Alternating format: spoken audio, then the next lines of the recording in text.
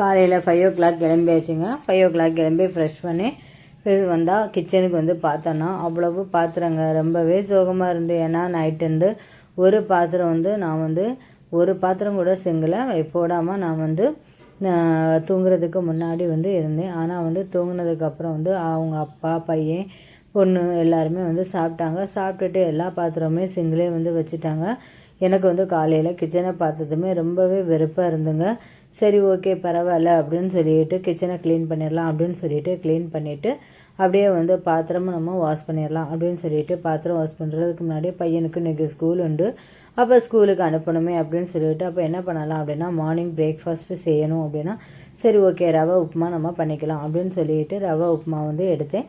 So உப்புமாவை எடுத்து நல்லா வந்து ஃப்ரை பண்ணிவிட்டு உப்புமா செஞ்சிடலாம் அப்படின்னு சொல்லிட்டு செஞ்சாச்சு. அப்போ இனி அடுத்தது லஞ்சுக்கு நம்ம கொடுக்கணுமே அப்படின்னு சொல்லிட்டு யோசிச்சுட்டு இருக்கும்போது லஞ்சு என்ன செய்யலாம் அப்படின்னு சொல்லிட்டு யோசிச்சுட்டு இருக்கிறேன். நான் வந்து லஞ்சு என்ன செய்யலாங்கிற எந்த ஒரு ஐடியாவுமே எனக்கு கிடைக்கல. எப்போவுமே வந்து கிச்சன் நீட்டாக இருந்தால் தான் நமக்கு வந்து சமைக்கிறதுக்கும் வந்து ஈஸியாகவே இருக்கும், நமக்கு வந்து ரொம்ப கம்ஃபர்டபுளாகவும் இருக்கும். ஆனால் நமக்கு வந்து கிச்சன் நீட்டாக இல்லைனாலே நமக்கு என்ன அப்படின்னா மனசுக்கு வந்து கொஞ்சம் மைண்டு வந்து ரிலாக்ஸாக இருக்காது. ஸோ மைண்டு வந்து கொஞ்சம் இதாகவே இருந்தது. இன்றைக்கி காலையில் எழும்புனதுமே கொஞ்சம் டயர்டாக இருந்ததுனால சரி என்ன செய்யலாம் அப்படின்னு பையனுக்கு மட்டும்தான் இன்றைக்கி லஞ்சு கட்டி கொடுக்கணும். ஸோ இப்போ பொண்ணுக்கு இன்றைக்கி லீவு, அதனால் அவனுக்கு மட்டும் லஞ்சு கட்டணும். அதுக்காக என்ன பண்ணலாம் இருக்குமோ சரி சைடிஷ் அவனுக்கு ஸ்நாக்ஸு கொடுத்துட்றதுக்காக வேர்க்கடலை நைட்டே ஊற வச்சுருந்தேன்.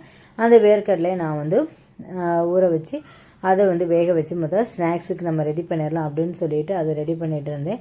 ரவைக்கு வந்து என்னென்னா நான் ரவையை நம்ம வந்து நெய்யில் விட்டு வறுத்துட்டு இருந்தேன். அதையும் சிம்மில் தான் நான் போட்டிருந்தேன்.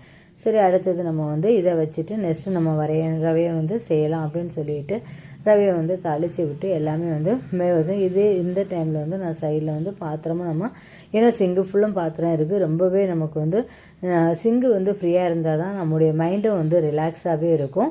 சிங்கு ஃப்ரீயாக இல்லை அப்படின்னா நமக்கு வந்து மைண்டு வந்து கொஞ்சமே வந்து டிஸ்டர்பன்ஸ் ஆகிரும். அதுக்கப்புறம் சரி பையனை அனுப்பி விட்டுட்டு நம்ம வந்து பாத்திரம் எல்லாம் பூசி எடுத்துக்கலாம் அப்படின்னு சொல்லிட்டு சரி அவனுக்கு சமைச்சிடலாம் அப்படின்னு சொல்லிட்டு அவனுக்கு உப்புமா பண்ணேன். மத்தியானம் வந்து லஞ்சும் வச்சிடலாம் அப்படின்னு சொல்லி லஞ்சு வச்சுட்டு குழம்பு என்ன வைக்கணும்னு ஐடியாவே இல்லை. சரி திடீர்னு லெமன் ரைஸ் இன்றைக்கி அவனுக்கு பண்ணிடலாம் அப்படின்னு சொல்லிட்டு லெமன் ரைஸ் வந்து பண்ணேன். லெமன் ரைஸ் பண்ணிவிட்டு அதுக்கு சைடிஷு பொட்டேட்டோ ஃப்ரை பண்ணேன். ஸ்நாக்ஸுக்கு வந்து அவனுக்கு வந்து வேர்க்கடலை பண்ணி வேக வச்சு கொடுத்துட்டேன். அதுக்கப்புறம் லஞ்சும் கட்டி கொடுத்துட்டேன். அவன் வந்து இப்போ ஸ்கூலுக்கும் வந்து போயிட்டான். ஓகே, இந்த வீடியோ வந்து உங்களுக்கு வந்து பிடிச்சிருந்ததுன்னா லைக் பண்ணுங்கள், ஷேர் பண்ணுங்கள், சப்ஸ்கிரைப் பண்ணுங்கள், பக்கத்தில் இருக்க பெல் ஐக்கானை கிளிக் பண்ணுங்கள். நம்ம இனி நெக்ஸ்ட் வீடியோவில் மீட் பண்ணலாம். ஓகே, பாய், தேங்க்யூ.